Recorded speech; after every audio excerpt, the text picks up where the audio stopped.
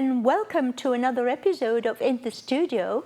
The program is brought to you by Davis Media Access and broadcasts on Davis Community Television. That's Comcast Channel 15 and AT&T UVerse Menu 99.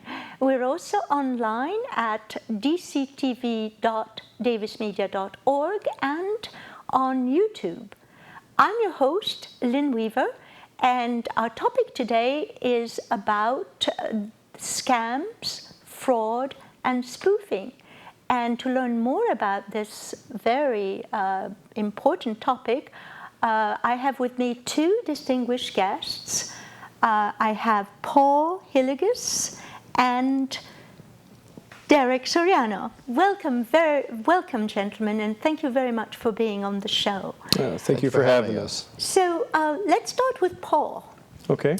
Can you introduce yourself? Would you like to?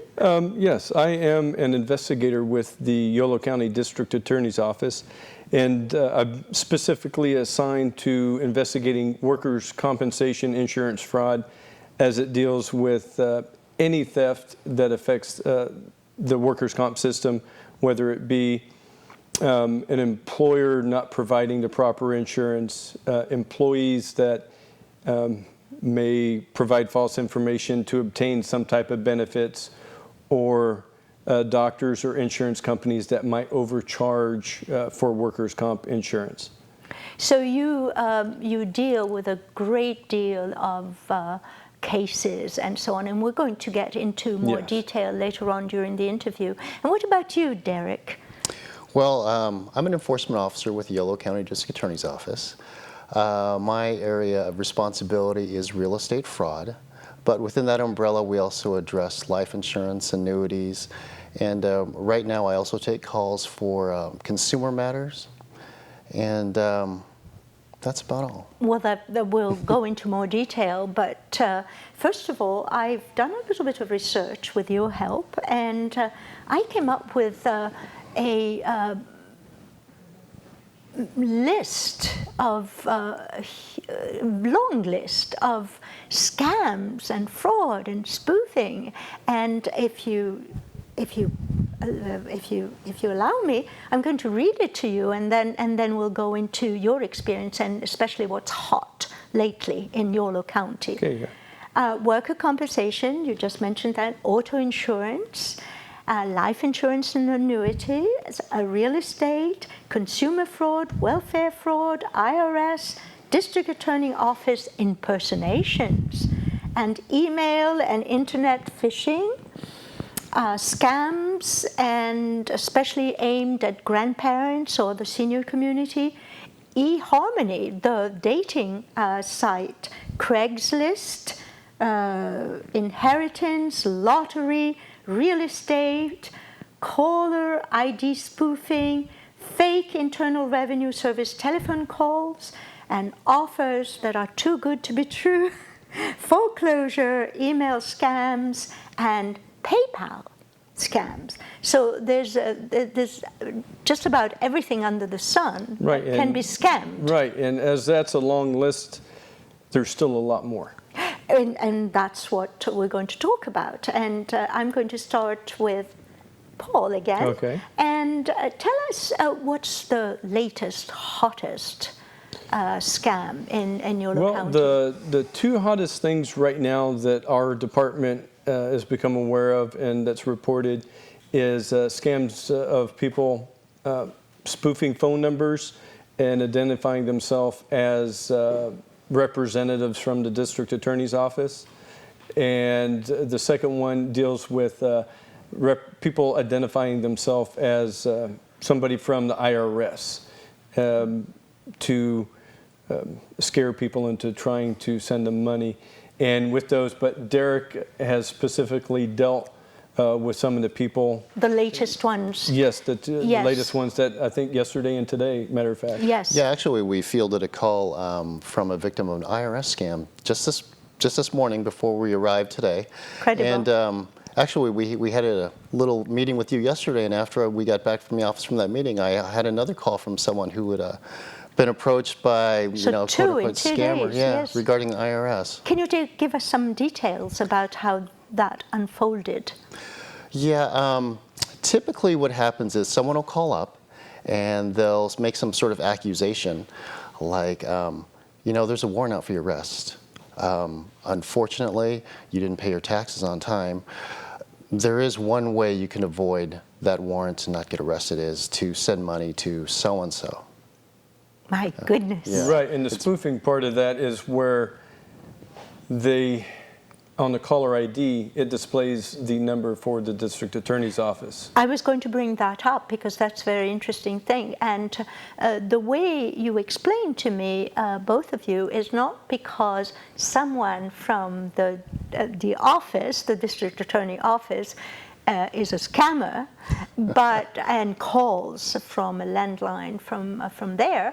But it's apparently quite easy to go to websites, and don't do that, you teenagers, and impersonate or pretend. It's sort of like a call forwarding, isn't it?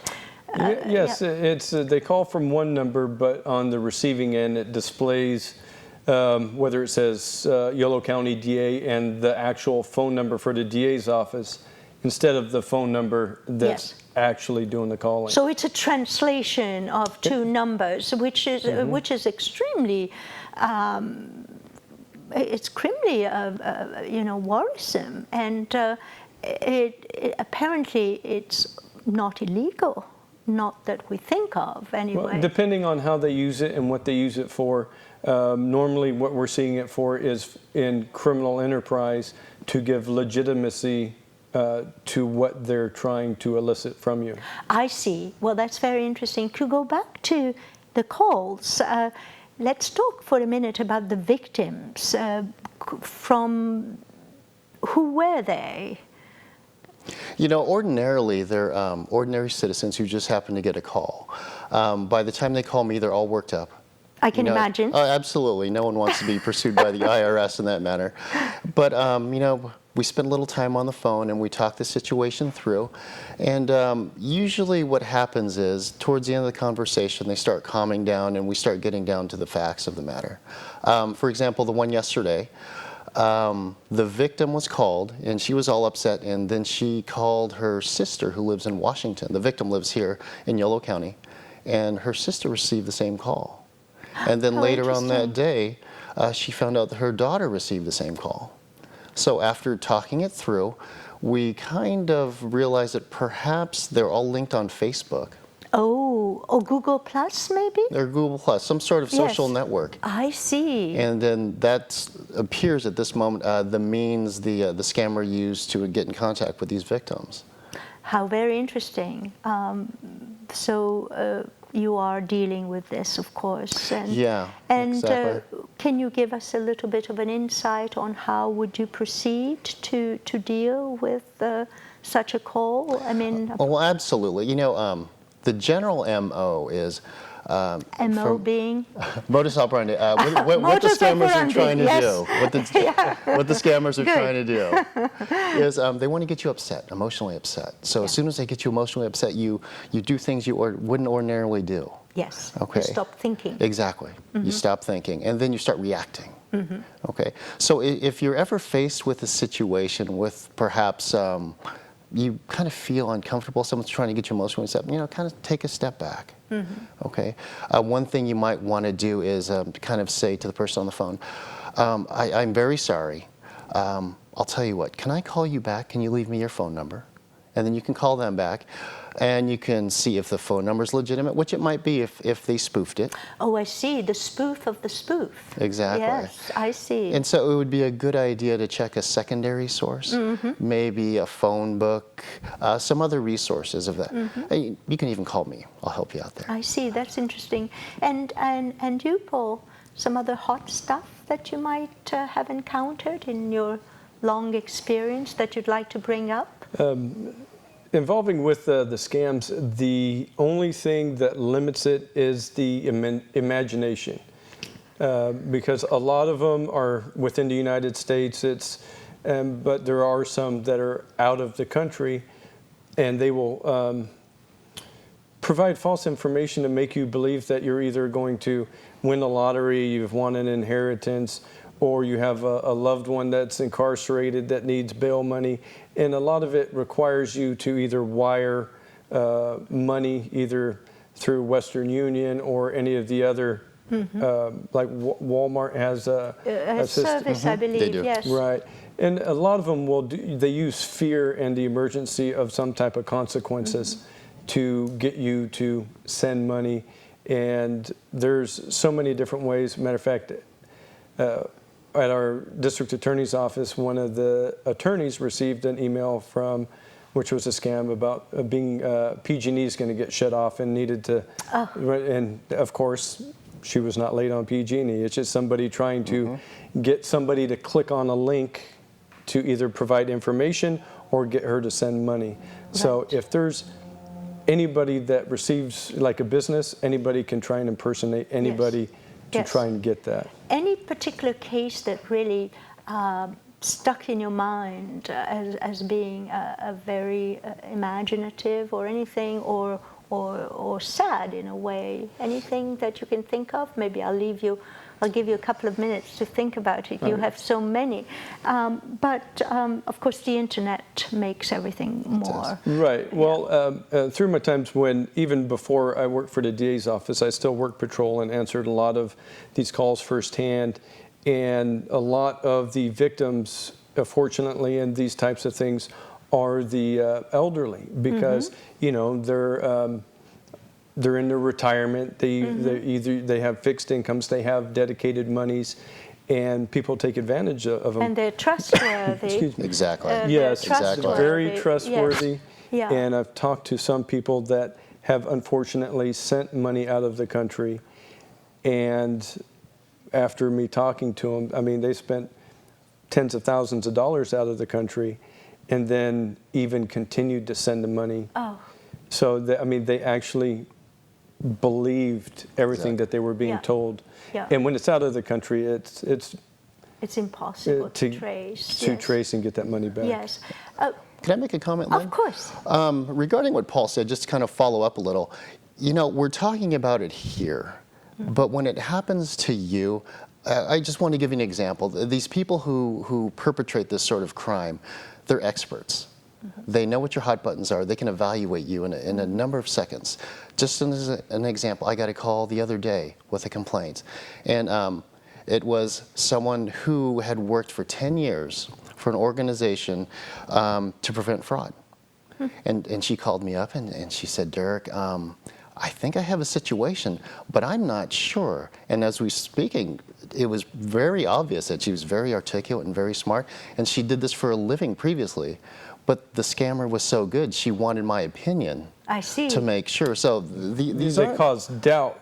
Yeah. Even in somebody that was a professional in that field. Exactly. That's an excellent example of how sophisticated these people are. The scammers, and they can trick. And of course, this is a very fluid situation. Yes. Let's talk a little bit, and perhaps Paul, you want to address this, about the offers that are too good to be true.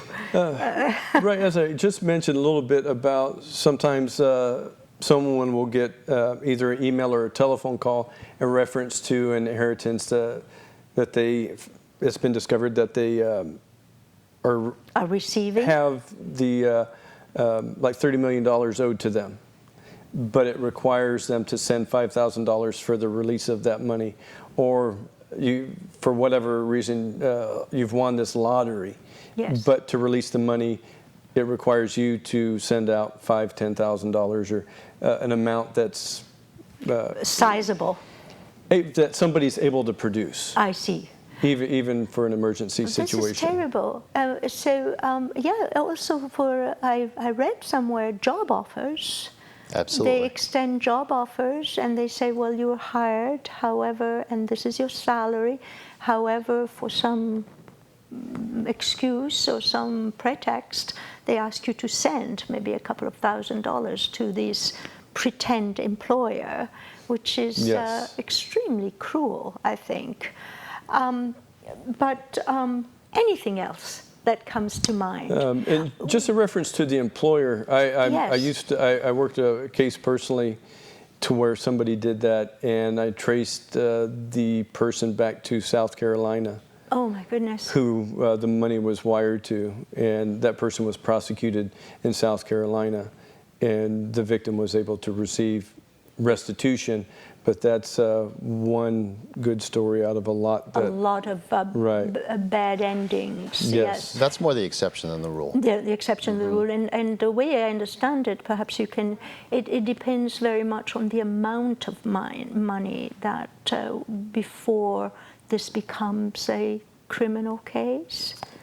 Well, it depends on that. The dollar amount will depend on the criminal violation that's charged. I see. Because under a certain amount you have misdemeanors, but if they're using impersonation, then you have identity theft, which makes it an automatic Right. felony. But also, if you have 10,000 cases, criminal violations, it's hard, you know. Right. I would not want to be the 9,999th victim, because Exactly. you're at the bottom of the pile. then. That's Exactly. right. Well, that's very interesting. Let's talk a little more about that. Let's talk about the services that you Yes. provide. I don't know who wants to take this. Maybe both of you, one at each. Well, Yeah, because you are located in Woodland, of course, in the office of the Yolo County District Attorney office, and so let's talk about an overview of the services you provide in this department. Right, that's actually Jeff Reisig with the DA's office. We have a myriad of programs. We've mentioned, like I do workers' compensation, Derek does real estate fraud primarily for our specific functions, but there are other investigators that are assigned to auto insurance fraud, and also the life insurance and annuities, consumer fraud, Protection, consumer yes. protection with An environmental. example of that, maybe very quickly, what's the consumer protection? You mentioned something that when you receive something, not everything is in the package. Right. One of the things, one of many things they deal with, it's called slack fill. Slack fill. Right. It's consumer protection because it's somebody that's selling a product in a package and they're advertising on the package that there's so much in it and it's shorted in the package. So you're not receiving what it says. You paid, Right. what you paid for. Right. Interesting. Going back to the services, what other services come to mind that your department is providing? You mean in addition to the ones we just mentioned? Yes. I think one we haven't mentioned yet is welfare fraud as well. Yes, Oh, yes. true. That's very important. Yeah. Yes, I'm glad you bring it up. How many people are you, if you can disclose this, in the department? As for Not enough, I'm sure. Right, because for the exact numbers, like myself, for full-time investigators, there's a difference between the investigators and the enforcement officers, which do the same thing but have a little bit different authorities under police understand. powers. But for the investigative division, I think there's just a guess, probably about 10 or 15 people, and that's including support personnel that allow us to be able to do what we do. We're a pretty close-knit group. I can Yeah. imagine. Yes, I can imagine.